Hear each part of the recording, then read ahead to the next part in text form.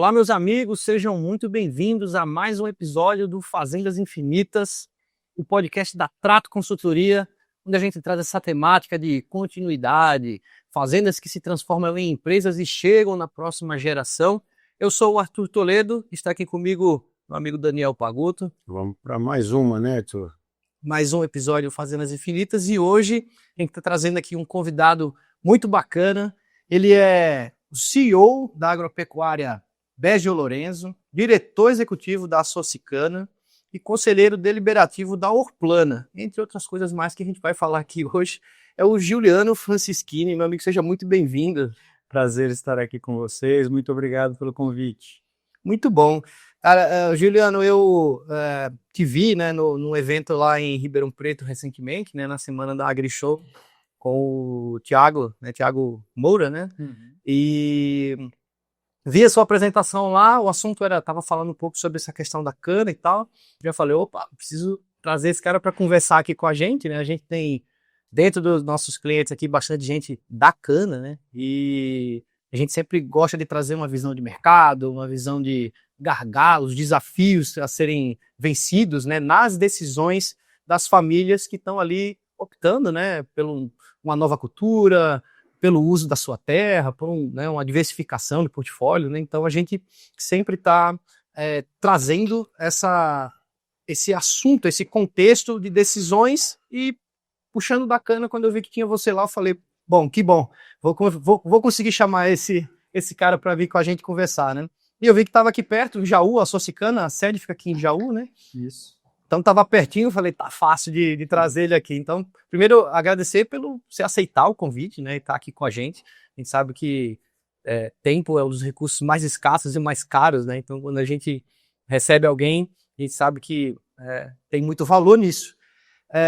E para começar aqui, né, quando você chega num lugar que as pessoas não te conhecem e elas te perguntam o que você faz, assim, em poucas palavras, como é que você explica? Bom, eu me considero um produtor de cana-de-açúcar, apaixonado pelo agronegócio nacional, um defensor do nosso setor para posicionar o Brasil de fato no lugar que ele tem por direito, que é o topo da sustentabilidade, da produtividade, da segurança alimentar planetária. O Brasil ele é incrível quando o aspecto é sustentabilidade e quando também é produtividade. Nós temos aqui no nosso país as melhores tecnologias que trazem, né, resultados realmente incríveis. O Brasil ele é o primeiro exportador do mundo em suco de laranja, representando 70% do mercado mundial. É o primeiro em açúcar, representando mais de 55% do mercado. É o primeiro em soja. É o primeiro em café. É o segundo em carne de frango. Segundo ou terceiro em carne bovina. Primeiro em algodão. Então, nós somos uma verdadeira fábrica de alimentos. E essa fábrica de alimentos, ela precisa ser melhor comunicada. É por isso que eu tenho o maior prazer em dedicar o meu tempo a podcasts como esse, séries que a gente vê, trabalho muito bem feito, parabéns para vocês, para poder divulgar o quanto o nosso agronegócio é forte, sustentável e rentável. Muito bom. E a gente, previamente aqui conversando aqui, entendemos que tem toda uma história, né, de família de negócios e que uma dessas áreas de negócio é o agronegócio e vem a cana, né? Por que você optou por essa linha, né? Você podia ter ido para vários outros lugares, né? Por que veio para o agro? Na verdade, eu fui para vários outros lugares antes de estar no agro, né? A família originalmente é de uma empresa de confecção, Elite. O Grupo Elite tem 52 anos de existência, exporta para 27 países, tem mais de 7 mil clientes no Brasil, uma empresa de mais de 1.000 colaboradores, entre diretos e indiretos. E aí, dentro do processo de diversificação, meus avós, que eram imigrantes italianos, né, meu avô veio da Itália na Segunda Guerra Mundial, após a Segunda Guerra, eles diversificaram para os imóveis e para o agronegócio, que nasceu na pecuária, partiu para a citricultura e há mais de 20 anos está na cana-de-açúcar. O meu trajeto foi um pouco diferente, sou formado em comércio exterior, com mestrado em marketing na Califórnia, nos Estados Unidos, na UCI, onde nós temos ali um desenvolvimento onde eu passei como estagiário na Predileta Alimentos, passei por várias outras empresas, e aí fui trabalhar nos negócios do grupo, começando na Elite, depois na elite nos imóveis e há mais de 15 anos, aproximadamente 15 anos, como CEO da Bege Lourenço Agropecuária, onde estamos aprendendo um pouquinho como trabalhar com a cana-de-açúcar e trazer resultados diferentes, né? Então, o agro, eu acredito que ele me escolheu. Uhum. Encontrei no agronegócio meu propósito de vida. Acredito que a agricultura, ela sustenta muito mais do que o nosso bolso, ela sustenta o nosso propósito. E é por isso que a gente segue firme e forte, tentando aprender todos os dias para errar menos, né? Muito bom. Eu tive uma experiência fora do Brasil também, na Califórnia, passei um ano lá. E a primeira vez que eu fui, né, que passei lá, eu não tinha muita noção do que significava o agronegócio brasileiro, nem o que significava o agronegócio em lugar nenhum do mundo, né? Não tinha essa visão. E na segunda vez que eu fui, eu já estava bem inserido dentro de mercado agro, e aí eu fui observando, né? E aí você vê o que os caras fazem lá de produção de frutas, né, e de alimentos de uma forma geral, praticamente num deserto, né? E aí você vê toda a intensificação, todo aquele trabalho, e você fala assim, caramba, né? Olha o que essa turma faz aqui, e olha quanto ainda dá para fazer no Brasil com os recursos que a gente tem, né? Você também teve essa percepção estando fora? Eu tive essa percepção, mas quando eu conheci o agro brasileiro do jeito que ele é, eu fiquei mais impressionado com o agro brasileiro do que com o Vale do Silício. Sim. Porque quando a gente fala no agro brasileiro, nós estamos falando em fazer tudo isso que você está dizendo, tecnologia, produção, desenvolvimento, sem apoio. Ainda sendo criticado, sendo taxado como vilão, como destruidor, tendo aí dificuldade na liberação dos produtos, tendo uma mídia negativa, independente das questões de políticas, né? Nós somos ainda taxados como vilões, sendo que, na verdade, nós construímos e carregamos 1/3 desse país, né? Mais de 1/3 do nosso país é movimentado pelo agro. Nós alimentamos com o Brasil 1 bilhão de pessoas no mundo, pelo menos 3 vezes ao dia. Estou falando de café da manhã, almoço e janta. Essa é a importância do agronegócio brasileiro, né? 20% das áreas aqui no nosso estado são preservadas para APP e áreas de reserva legal, ou seja, você compra 100% de uma terra, pode usar 80% dela. Em algumas regiões do nosso país, você compra 100% de uma terra e pode usar 20% dela, 80% é destinado a áreas de preservação permanente. Nós preservamos nossas APPs, nós trabalhamos com bioinsumos, é o campeão mundial na utilização dos bioinsumos. No Brasil, talvez o que falte um pouco é vitrine, visibilidade e gestão. Né? Esses são os 2 temas que eu vejo como maiores gargalos. O agricultor brasileiro, ele precisa se tornar um empresário rural. Ele precisa enxergar a terra como uma empresa ao céu aberto, onde o planejamento é importante e a execução precisa ser pautada em critérios de processos, né? E quando a gente vê isso, a gente vê que as fazendas que têm essa postura, elas se tornam fazendas infinitas. Tá por aí mesmo. E até vamos chegar nesse caminho da gestão, mas tem uma pergunta, né, vinculada aí com essa sua experiência fora do Brasil, porque nos Estados Unidos você vê até em final do Super Bowl, no Super Bowl, né, que é a final do futebol americano, né, com a maior visibilidade do mundo, tem propaganda elogiando e vangloriando o produtor rural, e aqui você colocou muito bem, né, como, né, nós somos vistos. Que tipo de caminho, ainda mais com a tua experiência em marketing, você acredita que seja o mais factível para a gente tentar mudar essa situação, né? Para a gente ser visto, para o brasileiro ter orgulho do Brasil ser um país que produz e que ajuda a alimentar o mundo? A primeira lição de casa é interna. Nós temos que convencer os próprios brasileiros de que o nosso agro é sustentável, de que ele preserva, de que ele é produtivo.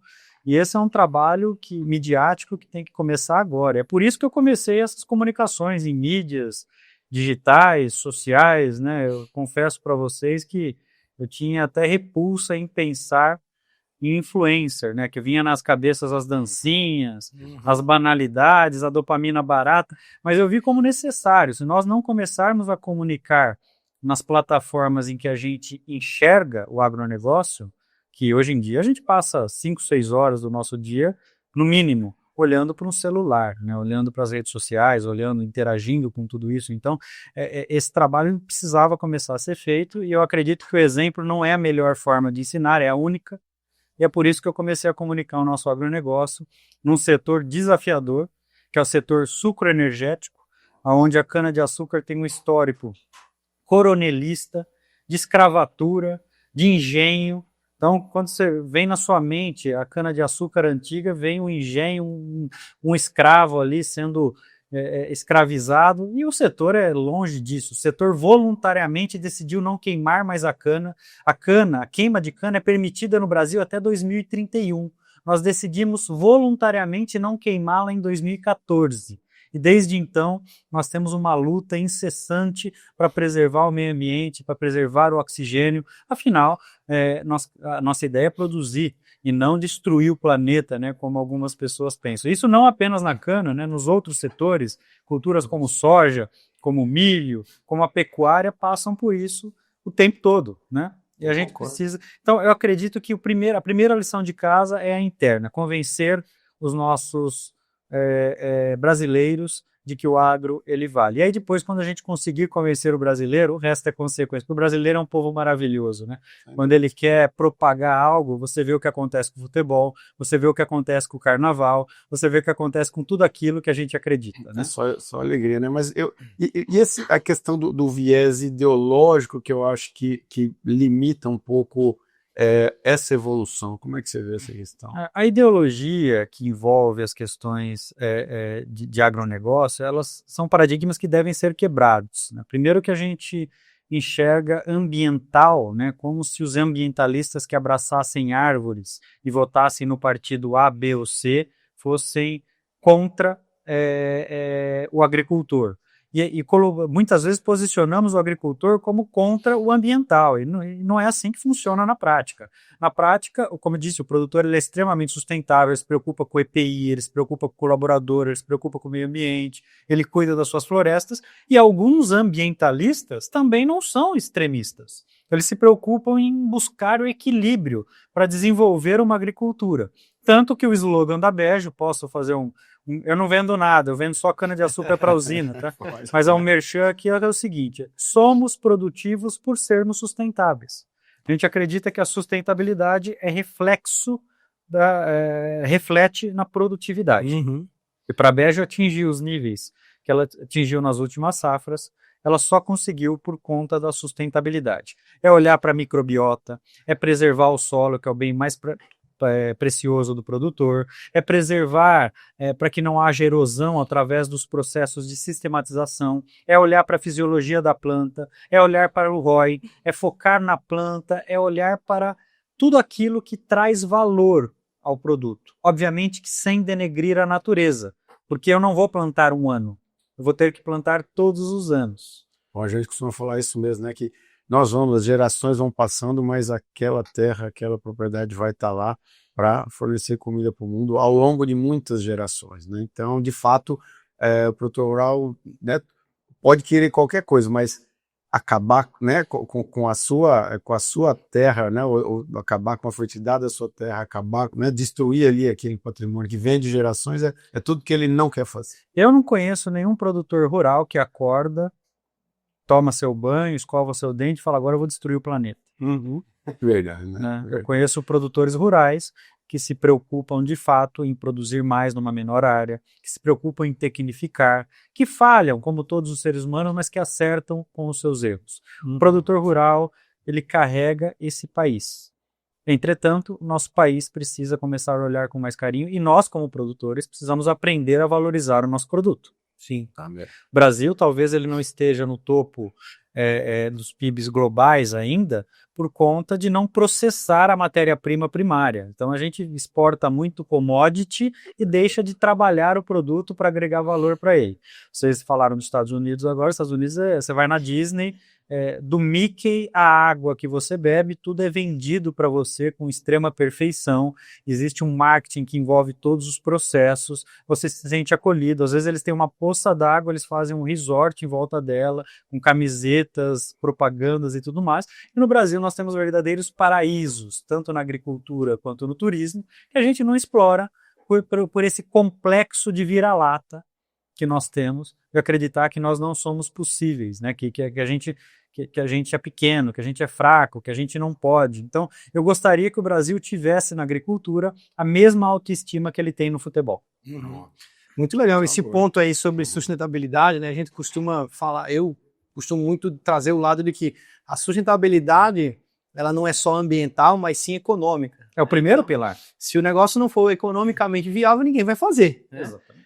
Ou pelo menos não vai conseguir se manter muito tempo fazendo aquilo, né? E recentemente eu tive uma oportunidade de um pessoal que está no Pantanal, e a família dona, né, da propriedade grande, com mais de 25 mil cabeças, e a família colocou ali seus princípios, seus valores, falou, a gente vai trazer aqui o máximo do que a gente acredita dentro de sustentabilidade, das boas práticas do manejo animal, tudo que você pode imaginar do ambiental dentro de uma propriedade, eles fazem lá. E o que é incrível, o resultado econômico deles tem sido muito legal, muito positivo, justamente por essas práticas que eles têm feito, né? Então, falando de pecuária, né? Então a cria que eles fazem lá, o resto do Pantanal costuma dizer, isso não funciona aqui. Né? E aí o deles funciona, e a gente participando da discussão com os sócios que não estão na operação, fala, olha que engraçado, né?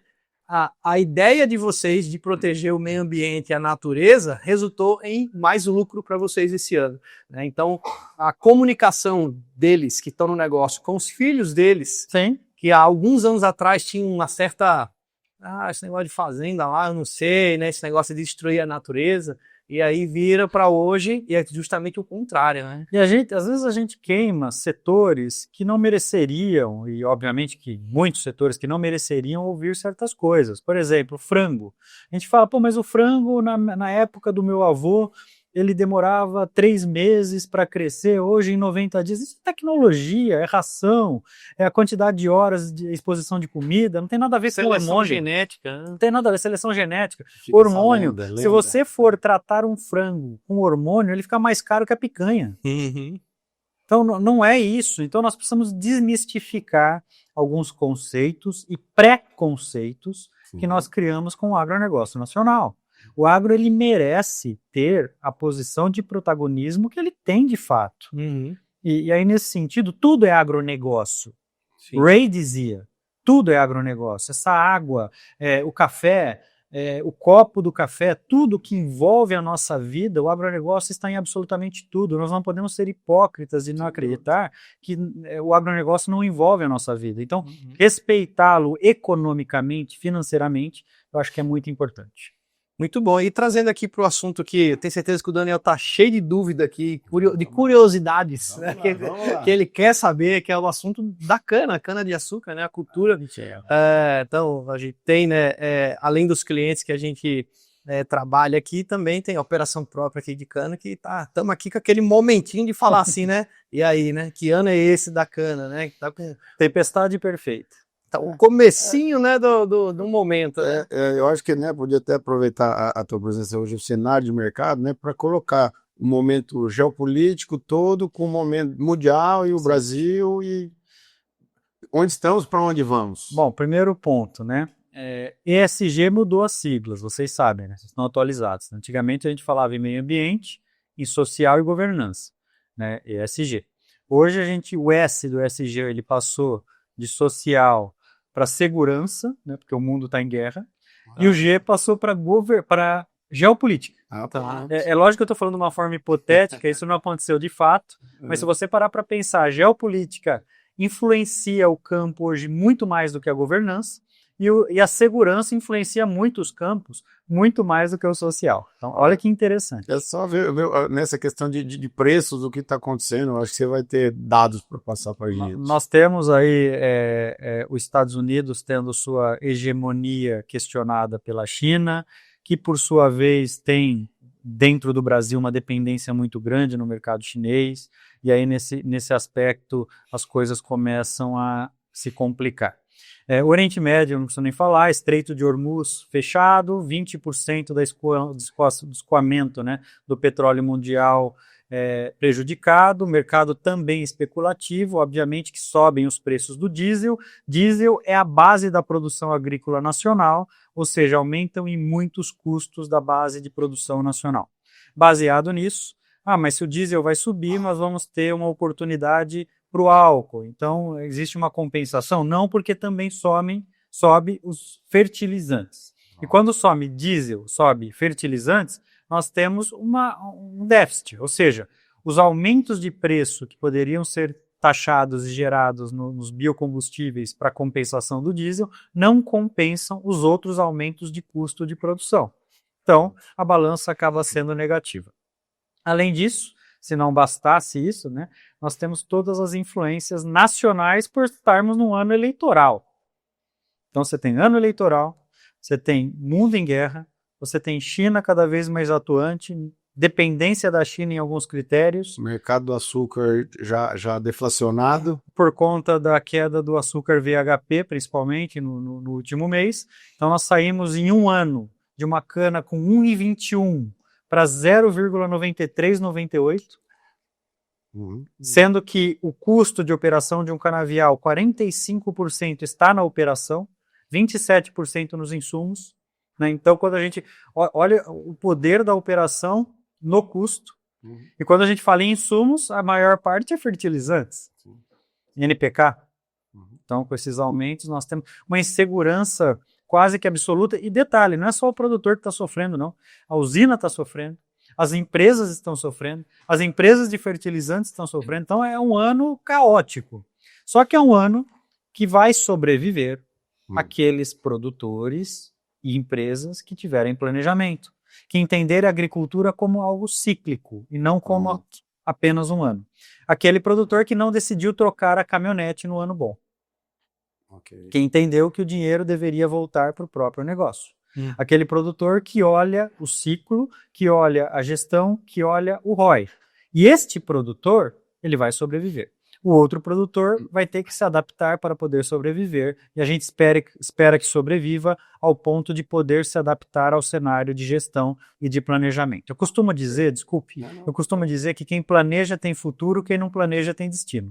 É isso aí. Então, que aí, agora sim, focando nesse caminho, né, de gestão, de governança aí, que você acha que é o caminho mais natural e fácil para essas famílias de produtores rurais em geral, né, que tem uma gestão historicamente informal ainda, né, com as contas mais para contas em pessoa física, o ativo muitas vezes de terra na pessoa física, o fechamento contábil mais numa conta de chegada para, né, minimizar ou não pagar impostos e não, né, o que de fato acontece, o próprio questões de processos, controles e estrutura organizacional totalmente informal. O que essa turma precisa fazer para começar a se formalizar e se ver minimamente como empresa para poder chegar nesse caminho aí de se sustentar ao longo do tempo? Bom, tem vários caminhos, né? Ela tem as associações, como a Socicana, que representa 600 produtores, 55 mil hectares aqui em Jaú,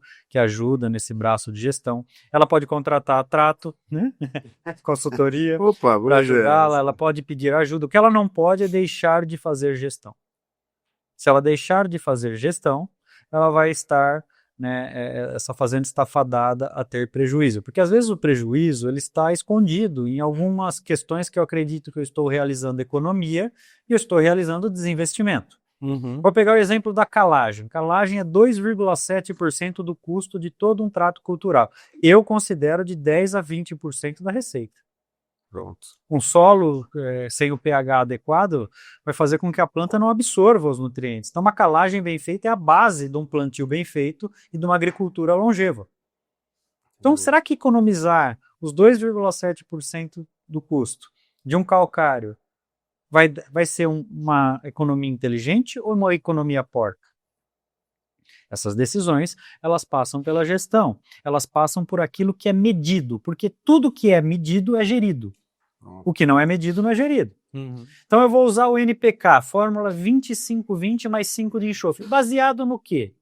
Qual é a análise que me levou a usar essa fórmula? Eu vou aplicar inseticida para broca. Baseado em qual MIP? Quais índices de infestação?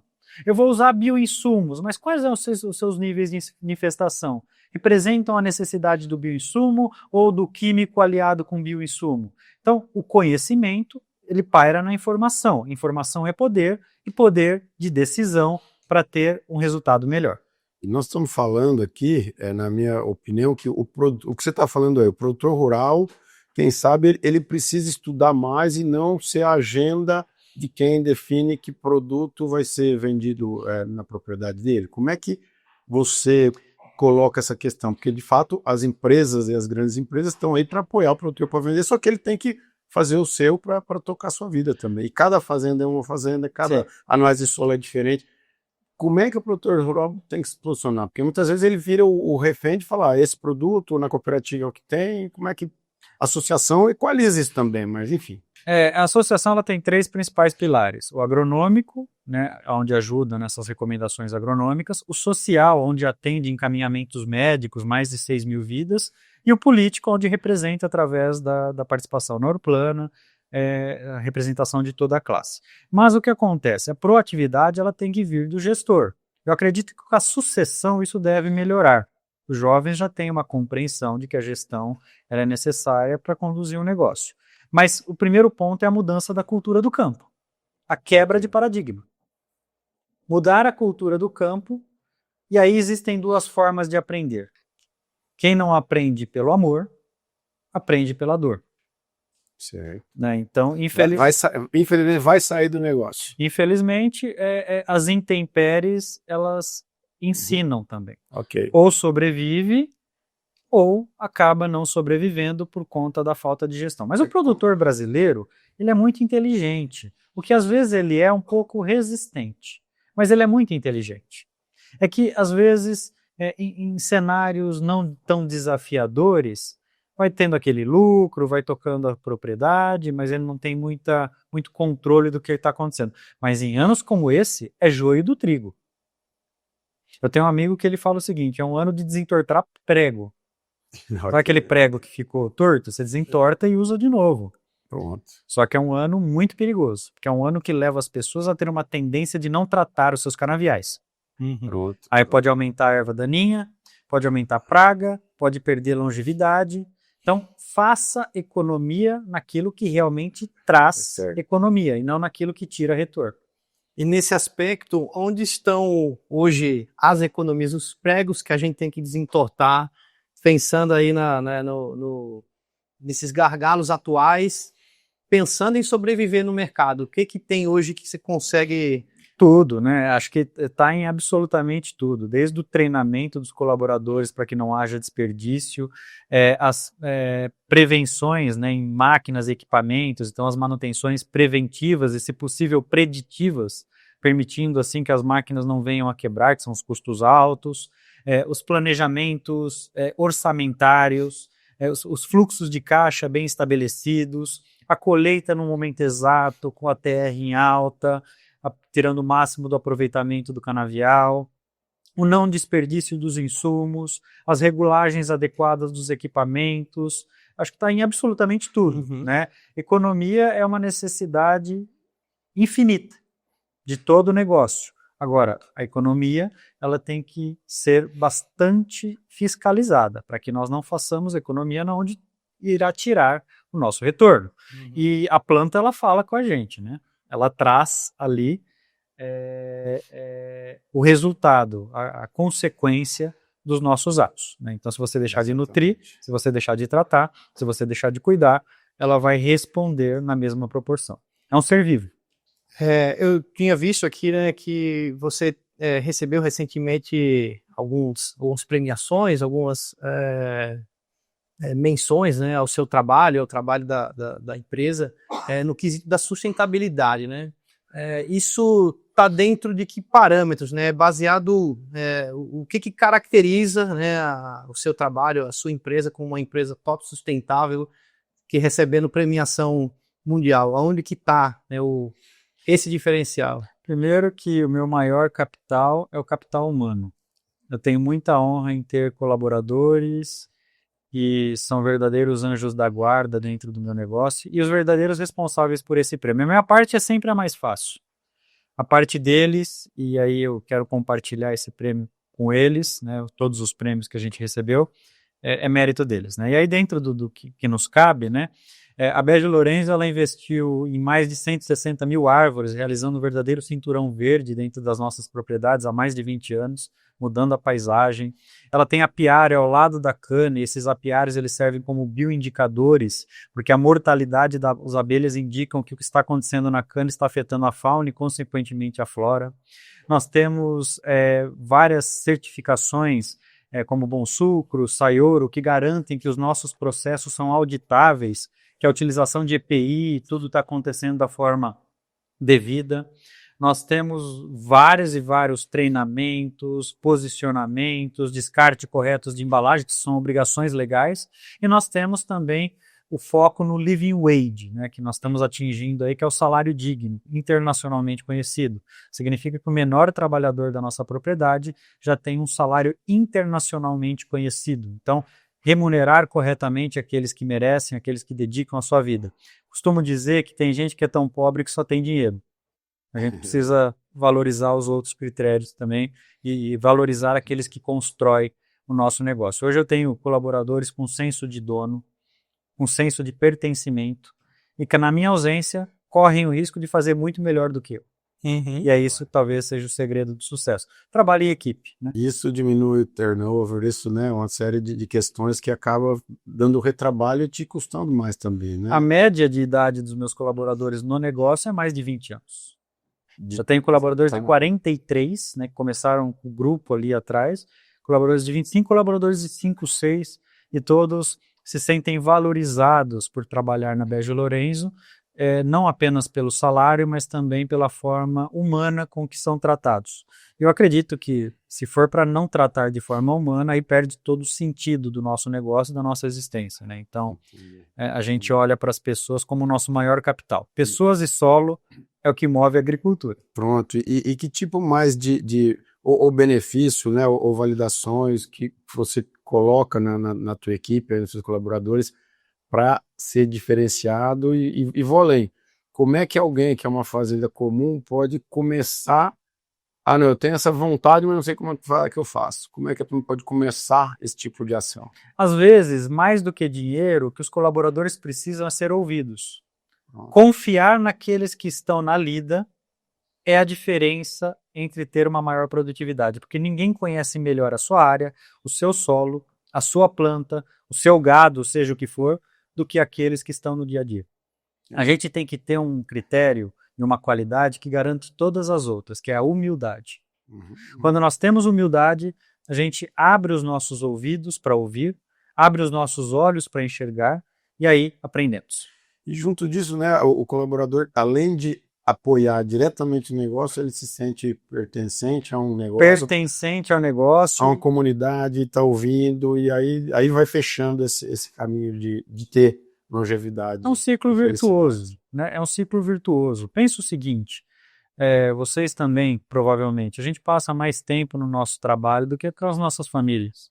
Então, se a gente não tiver prazer em fazer aquilo que a gente faz, se a gente não tiver dignidade, respeito, se a gente não tiver motivação, nós não vamos ter resultado. Por trás de qualquer máquina existe um ser humano. E olha o nível da negligência. Às vezes no nosso setor, a gente compra um maquinário de 3 milhões de dólares e coloca um trabalhador mal remunerado e mal treinado para pilotá-lo. Você não tem coragem de emprestar seu carro para ele ir no posto de gasolina abastecer para você, mas você tem coragem de colocar um equipamento de 8, 9 milhões de reais na mão dele e pagar um salário de 2, 3, não treiná-lo e ter ali o risco de ter um patrimônio seu, obviamente, mal cuidado. Então, não faz sentido, né? A gente tem que ter uma visão um pouco mais humana e estratégica. A gente, quando traz esse assunto mais de falar das pessoas, de falar de estratégia de negócio, tudo isso que a gente está trazendo aqui, a gente está falando muito sobre transformar, né, o fazendeiro comum em um empresário rural, um empresário como qualquer outro, né, tratar a sua empresa como qualquer empresa trataria, né, dentro dos preceitos. E a gente fala muito sobre estratégia, né, e quando a gente fala muito sobre conseguir enxergar a estratégia além da operação. a gente vê muito produtor rural preso na questão operacional, né, que ele está ali muito focado no dia a dia da fazenda e ele perde, né, ali muitas vezes uma visão mais ampla, né, uma visão do mercado internacional, da geopolítica, do mercado interno, do que ele tem que fazer para se proteger, que às vezes ele dentro de casa está perfeito, mas o da porteira para fora, ele acabou não se preparando para aquilo, né? E aí vem toda a questão do que a gente traz muito aqui dos fatores não controláveis, né? Que aí vem mercado, aí vem eventos climáticos, políticos, crise econômica, né? E que a gente sabe que no fim das contas, a gente tem muitas vezes, nesse momento, você tem produtores que estão tendo uma excelente produtividade, uma excelente produção, e mesmo assim não estão tendo resultado econômico, né? Como é que você enxerga essa preparação estratégica do líder de fazenda para lidar com esses aspectos? Entra o processo de educação, o processo de conscientização. Eu costumo dizer que na vida nós temos minutos de inspiração e anos de transpiração.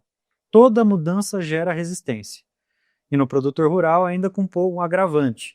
O avô dele fazia assim, o pai fazia assim, ele faz assim, e aí é um mundo que a gente precisa quebrar esse paradigma, modificar a cultura do campo. Então, na educação, no treinamento, na sucessão, existe uma oportunidade da gente mostrar o valor de uma gestão bem tida, de uma gestão focada em resultado, focada em validar as operações ao ponto de elas se tornarem mais rentáveis, de não sacrificar a rentabilidade em prol do rendimento. De olhar para o solo, e ele conhece melhor o solo dele, porque aquilo que se aplica à minha fazenda não necessariamente se aplica à fazenda dele, cada cenário é um. Então, olhar para o solo dele com um cuidado também econômico e financeiro. Isso é importante. Sim. E aí eu acho que é um dos trabalhos, né, provavelmente da consultoria de vocês, né, que é estruturar e conscientizar esse produtor para que ele possa entregar essa gestão, conhecer e aprender com ela. Porque a gestão ela não é tão difícil assim depois que você instaura a cultura. Gestão nada mais é do que gerir as informações, criar critérios, criar procedimentos e processos e respeitá-los. Quando a gente consegue fazer isso, a gente quebra, obviamente, uma série de gargalos no procedimento, né? Quando a gente respeita as etapas do processo. A fazenda é uma empresa ao céu aberto. E como qualquer sistema, né, onde a gente precisa de 3 pilares, hardware, as máquinas, software, o sistema, nós também precisamos das pessoas. Então, é o tripé de qualquer, né, sistema, é ter as máquinas, os equipamentos, ter o sistema que funciona, ou no caso os processos, mas ter as pessoas. Não é muito legal você esclarecer isso, até porque a gente, né, fala e o produtor rural se orgulha, né, disso, da paixão que tem pelo agro, da paixão histórica que vem, né, de lembrança de família. Eu mesmo, pô, aprendi guiar na fazenda e trator e não sei o que, muita cavalo. Só que às vezes essa paixão demais, ela é cega, né? Tem um livro que é O Mito do Empreendedor, que até fala assim: quanto melhor você é tecnicamente, mais chance do negócio dar errado, porque você fica muito focado ali na produção e esquece do restante. Eu vou contar nesse podcast que eu nunca contei nenhum, tá? Aí, ó. Eu sei fazer todas as operações da fazenda. Eu aro terra, eu gradeio, eu sei fazer tudo, eu tenho os treinamentos, mas eu faço isso de madrugada muitas vezes para virar turno e não deixo de fazer gestão. Aí, ó. Então, eu acredito que quem não sabe fazer não sabe comandar. Pronto. É por isso que eu aprendi as operações. Como que eu vou criticar ou avaliar a qualidade de uma operação se eu não souber executar? Muito Então, bom isso de colocar para a turma nova também, para a turma jovem, que já nasce no berço de ouro e fala, mas tem que sujar a botina, tem Com que certeza. ficar sem dormir ou acordar cedo. Mandar um abraço pro meu amigo Savino da Singenta. Como ele disse, ele mandou uma bota de presente para mim, que ele fez uma campanha na Singenta, onde ele fala que tem que sujar o pé na terra, né? E é isso, né? A gente tem que estar em contato com o nosso solo, entender, sentir, para poder fazer aí sim uma gestão mais completa. E equilibrar isso, né? Não é que a paixão não vai te cegar, né? Na terra, você vai fazer aquilo como parte do processo. Eu costumo dizer, né, que o terno a gente não coloca para parecer da cidade. O terno a gente coloca para valorizar o campo. Pronto. A gente não deixa de sujar a mão, sujar a terra quando precisa, mas a gente também sabe valorizar o nosso agronegócio que tem milhares, milhões, bilhões de reais investidos no solo todos os anos e que exige uma gestão muito maior do que uma loja, muitas vezes, que não tem tanto dinheiro investido e que tem uma gestão muito mais apurada. Pronto, e com menos riscos, né, vinculados ao tempo, ao clima, né? Quantas coisas não dependem de nós no agro, né? Mas quantas coisas que nós podemos fazer para quando as que não dependem de nós acontecerem, nós estarmos preparados. Perfeito. Eu não posso, por exemplo, controlar a seca, mas eu posso preparar a minha planta fisiologicamente para ela resistir mais quando houver uma seca. Eu não posso preparar, por exemplo, controlar as pragas, a proliferação, mas eu posso preparar e blindar a minha planta para quando as pragas vierem ela estar pronta. Eu não posso controlar os fungos, as bactérias, eu não posso controlar a murcha, por exemplo, mas eu posso controlar a fisiologia da minha cana para quando vier a murcha, ela sentir menos. O meu sistema radicular, a minha descompactação, a minha calagem, a minha gessagem, a minha nutrição, as meus adubações foliares. Esse ano aconteceu um desastre nas nossas propriedades, eu publiquei na rede. Teve uma explosão climática, 100% dos meus canaviais de plantio deitaram. Simplesmente deitaram. Muito lugar deitou inteiro. Na sua região aqui. Inteiro. E aí? Agora a administração. Eu vou aguardar de 10 a 15 dias, vai subir o ponteiro, eu vou maturar essa cana e talvez antecipar um pouco a colheita. Eu vou trabalhar dentro daquilo que eu tenho na mão e administrar os desperdícios. E saber que os eventos não controláveis sempre vão aparecer, né? A questão é como ele vai te atingir e que decisão você vai tomar em cima disso, né? O que não pode acontecer é eu ser o evento não controlável. Tudo aquilo que Deus manda, a gente aceita e trabalha com aquilo, né? Mas aquilo que está sob o meu comando, sobre as minhas mãos, eu tenho que tentar errar menos. Isso faz toda a diferença, né? Mas é muito bom isso para tu entender, porque muitas vezes a gente vê, eu não sei se é do produtor rural brasileiro ou do ser humano, eu acho que isso é do ser humano, que ele tem que se auto sustentar na rede de amizade ou na rede comercial e muitas vezes falar e bater o pé que ele faz daquele jeito, só que sabe, só tá caindo para um buraco.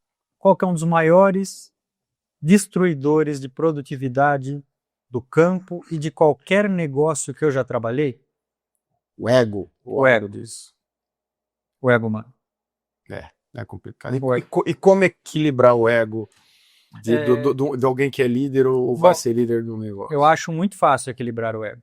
Basta você entender que você está num pálido ponto azul, com 8 bilhões de habitantes, diante de um universo em que a Terra é uma poeira cósmica. Pronto. Equilibrar o ego é entender o tamanho da nossa pequenez. Né? Se a gente entender o quanto nós somos frágeis e o quanto nós somos temporários na Terra, a gente equilibra o ego facilmente. Trazendo, né, essa visão de fatores não controláveis versus que a gente também acabou falando aqui, das pessoas e de preparar a gestão, e a gente traz esse contexto, né, de família. A gente sabe que um dos eventos não controláveis, uma parte disso vem de família, né, vem do conflito, do não querer mais ser sócio, do me dar a minha parte, vamos dividir, e não aceito aquela pessoa naquela posição, né? Então nas melhores famílias acontece isso, né? E você está me falando aqui de uma história de muitos anos, né? Então não é de agora, né? Que a Bege e o Lorenzo está trabalhando, né? Então vem de outros setores que chega no agronegócio. Então quantas decisões ao longo dos anos aconteceram para que você hoje esteja na posição que você está, sendo um familiar, né? Tá ocupando agora. Mas podia não estar, podia não ser, podia ter desfeito tudo lá atrás, né? O que você traz um pouco da experiência da sua família, do negócio familiar, que estruturou e chegou até aqui nesse grau, nesse nível de organização? Bom, eu fui forjado de uma forma muito dura. Eu fui contratado pela minha família após trabalhar e criar a minha carreira fora da empresa. Então, eu morei na Itália, morei nos Estados Unidos, morei no Canadá. Eu tive diversas experiências, fui estagiário na predileta, aí permaneci por quase 5 anos lá, trabalhei em outras empresas, tive experiências de office boy, de contador de nota fiscal, até experiências em cargos maiores. Então, a gente foi criado para entender que a gestão exige conhecimento, né? E aí entra a questão de maturidade, né? Acho que todos os momentos da nossa vida nós vamos aprendendo um pouco, evoluindo e amadurecendo a forma de trabalhar. Problemas de relação humana sempre existirão. Entretanto, os problemas não devem superar as relações humanas, né? Nós devemos superar os problemas, né? Acho que não deve ser inversamente proporcional. Quando a gente consegue administrar o nosso ego e entender o nosso propósito, as coisas ficam mais fáceis. E aí vocês criaram, né, até trazendo bem do modelo prático, que você com muita clareza falou, estou o CEO da agropecuária. Nós não somos nada, somos passageiros, né? Sim, assim, né, é uma clareza de papel, de função, de propósito, de um lugar que já tem uma organização que em algum momento lá atrás decidiu inclusive abrir o lado do agronegócio que você está hoje, né? Como é que funciona isso, né? Porque acho que para a gente que está aqui é muito óbvio, porque a gente lida com isso, mas tem muita gente que, quando a gente fala de governança, quando a gente fala da empresa familiar, ainda parece tão distante, né? Ainda só remete mesmo a lembranças até ruins de negócios em família, né? E tem casos de sucesso, né? Bom, na vida a gente tem que fazer aquilo que a gente sabe fazer, e não necessariamente a gente sempre vai fazer aquilo que a gente gosta de fazer, né? Então, as aptidões e o esforço que a gente tem para determinadas áreas vão garantir as decisões que nós teremos. No caso do meu grupo, né, do nosso grupo, uma empresa não coloca dinheiro na outra, né, cada uma se sustenta dentro do seu próprio negócio, para você não colocar dinheiro bom em lugar ruim, assim sucessivamente, não perder o controle. Existe muita organização, existe consultorias, né, como eu disse, existe gestão. A gente procura aprender todos os dias, trocar informações, aprender com o mercado, ter a humildade de ouvir. E o dia a dia é trabalho, né? Trabalho, esforço, dedicação. Graças a Deus ainda tenho meu pai ativo como CEO da Elite, né? Que consegue aí ter um cabedal de conhecimento muito grande. Tenho uma irmã que também está na Elite ali, é uma irmã mais velha que está com ele na Elite. E eu estou nos imóveis e nas fazendas por uma questão de aptidão, né? Uhum. E também por uma questão de ter me preparado, né, para esses processos aí. Então a gente se prepara todos os dias, mas com muita humildade, ouvindo, aprendendo e tomando as decisões para que a gente cometa erros novos, não os mesmos erros. Errar é possível, mas vamos errar diferente. Repetir, né? E quando você falou do seu pai, né, o que seu pai teve de visão para falar, deixa o Juliano lá seguir a vida dele, o começo da vida dele, fez estágio fora e morou fora aqui, e eventualmente ele ia perder o Juliano aqui do nicho familiar e quem sabe até, né, de estar participando do negócio da família. Ele correu esse risco, viu? Então, eu sei muito bem disso e a gente trata, né, disso com alguma frequência. Então, muitas vezes os pais falam, não, deixa eu deixar ele perto de mim aqui, porque aqui fica dentro de casa e eu protejo. Só que esse é um erro muito grande também, né? Porque se você deixar e vai voltar, né? Do jeito que você voltou com casca, você entende de hierarquia, você entende de pessoas, né? Você vem para agregar, não para continuar, quem sabe, o mesmo sem evoluir a empresa. Então, o que acho que passa na cabeça de um pai, ou como deveria ser a cabeça de um pai na hora de deixar o filho seguir para talvez voltar? Eu não consigo falar pela cabeça do meu pai, mas eu consigo, como pai, falar, né? Pela minha cabeça, como eu pretendo fazer com os meus filhos. Eu acredito que a vida ela é difícil, ela é dura e a gente precisa expor os nossos filhos às intempéries da vida real para que eles aprendam, né, ensiná-los. Claro que com muito apoio, dedicação e amor, mas nós precisamos construir. No caso do meu pai, ele foi um grande professor, meu pai sempre me deu todas as oportunidades de estudo, de formação, né, e eu agradeço muito por isso.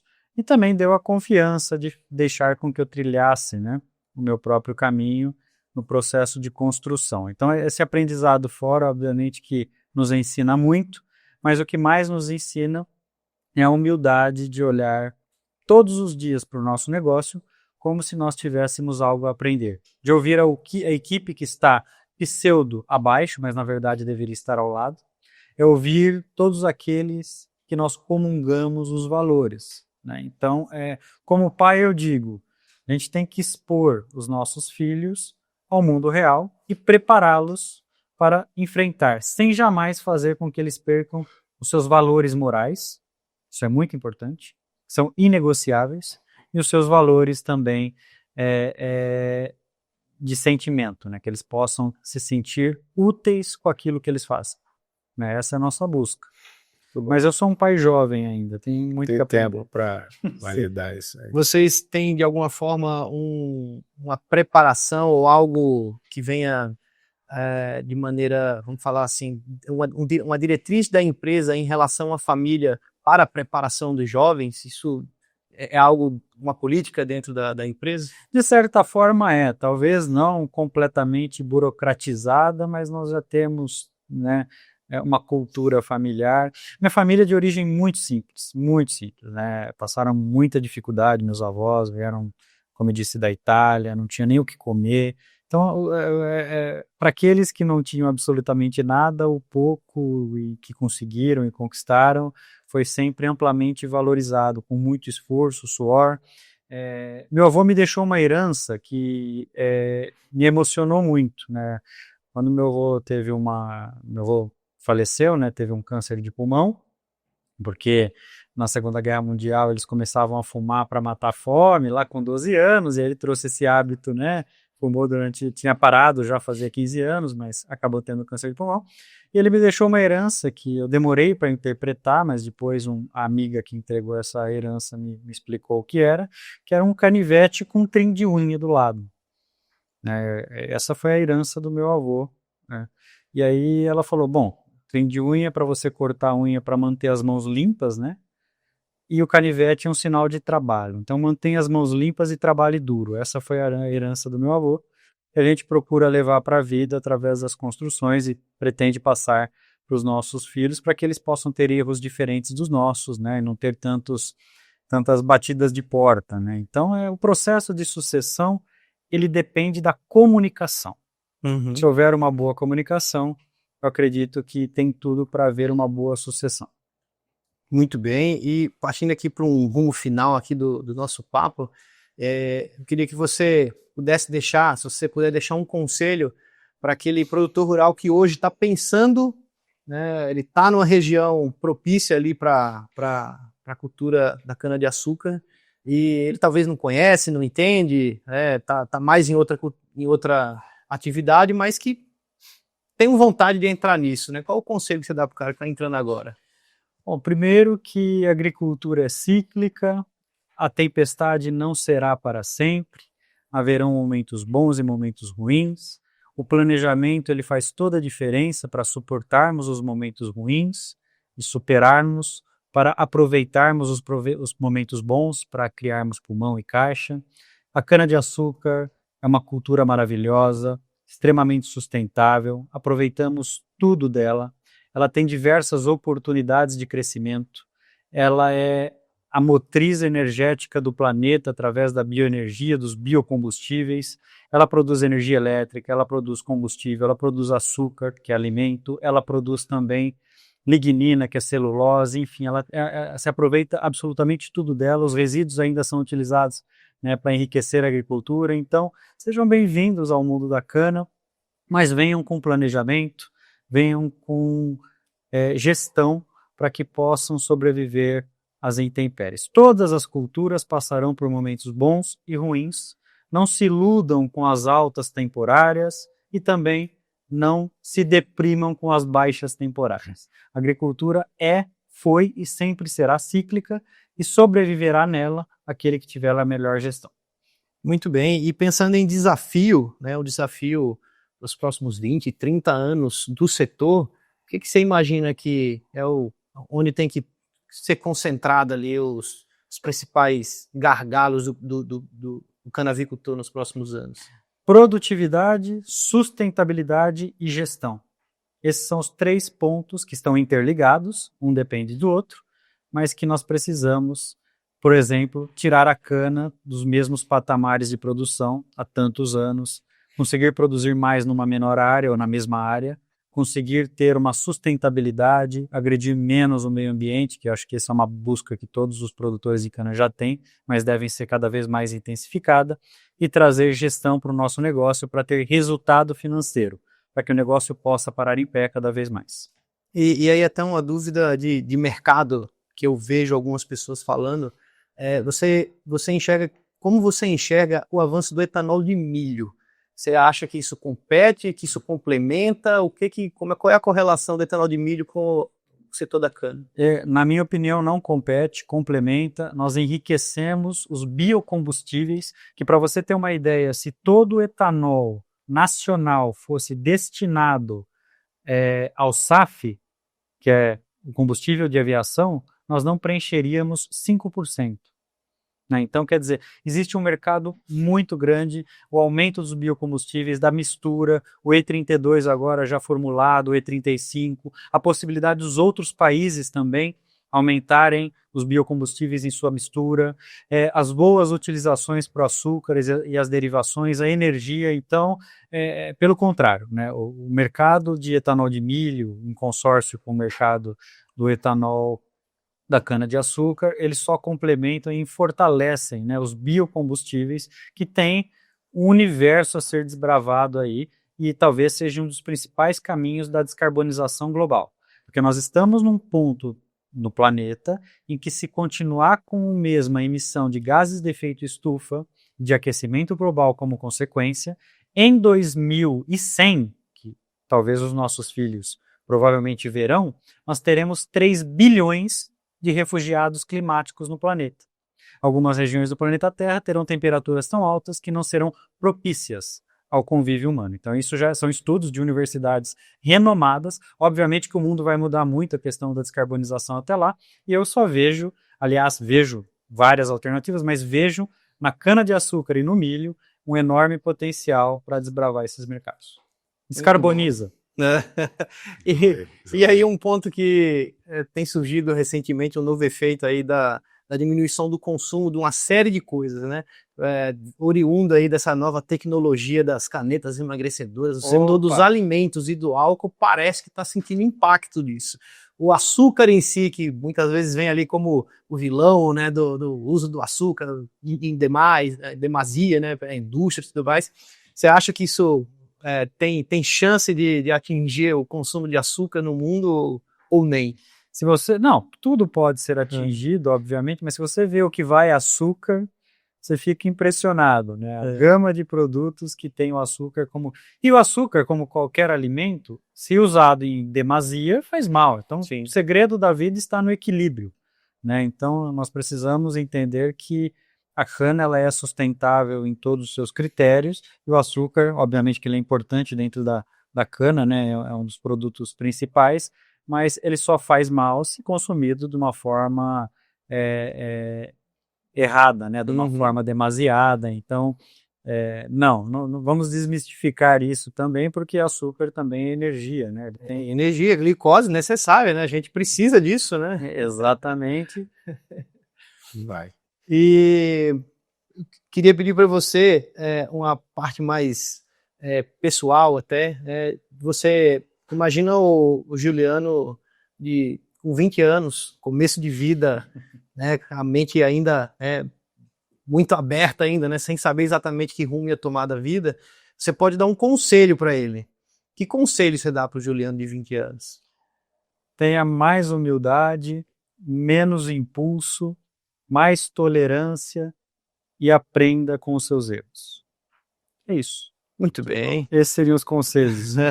Muito bom. Daniel, mais alguma coisa para a gente... Eu acho que, né, ele abrangeu muito bem, né, todo esse cenário macro, onde estamos, né, no mercado sucroalcooleiro. Eu queria agora saber a bola do cristal do Juliano. Então, aonde estamos e para onde vamos no curto prazo, né? Então, a tendência é que ainda o mercado pode piorar um pouquinho antes de melhorar, mas no fim do ano, aparentemente, as consultorias falam que até já começa a voltar. Qual que é a sua visão nesse contexto? Olha, eu gosto de ver o copo sempre meio cheio. Eu acredito que sim, teremos um ano desafiador pela frente, de altos custos e preços que podem até baixar um pouco, mas teremos uma retomada nos próximos anos. principalmente com o aumento da mistura dos biocombustíveis, com a retomada do VHP, do açúcar VHP, e também com as outras oportunidades que surgirão. Então, eu acredito que a tempestade ela vai nos abalar, mas ela não vai nos eximar. Nós vamos sobreviver a ela e teremos bons momentos pela frente. Muito bom. Muito bom, Juliano. Onde que o pessoal encontra o seu trabalho aí? Instagram, LinkedIn? Qual que é o melhor lugar para achar? Nas 3, né? Eu, ultimamente fiz até o TikTok também para atender o público mais jovem. É impressionante, aquela rede é caótica, né? Interessantíssimo. Eu tenho o Instagram, o LinkedIn e o TikTok aí, né? Meu nome, né? Juliano Bege Francischini. Eu acredito que vocês possam encontrar. Nem sei as hashtags, tá? Não sou blogueiro por vocação, mas procurem pelo nome aí que encontrarão certamente. Muito bem. Bom, Juliano, muito obrigado por você ter vindo aqui mais uma vez. Eu que agradeço, a honra é minha. Espero que a gente possa outras vezes interagir, fazer outros conteúdos Sim, aí, sim. seja pela Bege Lourenço, pela Socicana, pela Orplana, enfim, né? A gente está aqui pronto para falar com o produtor rural, né? E você acaba sendo um veículo aqui que ajuda a gente a disseminar esse conteúdo também, né? É uma honra, parabéns pelo trabalho que vocês desenvolvem, parabéns pela consultoria, mas principalmente parabéns pelo trabalho de comunicação em prol de fortalecimento do agronegócio, do produtor rural. Essa voz, ela precisa ser ouvida. Parabéns. Muito bom, muito obrigado. E você, meu amigo, que ficou até aqui, meu muito obrigado. Tenho certeza que você está saindo melhor do que você entrou, aprendeu alguma coisa, ouviu alguma coisa que fez você pensar. Sabe como é que você agradece? Você deixa o like, se inscreve no canal, faz um comentário e compartilhe esse episódio com alguém que precisa ouvir. Aí você vai ouvir isso aqui no YouTube e em todas as plataformas de áudio, né? O Deezer, Spotify e outros. Não se esqueça de mandar isso para alguém.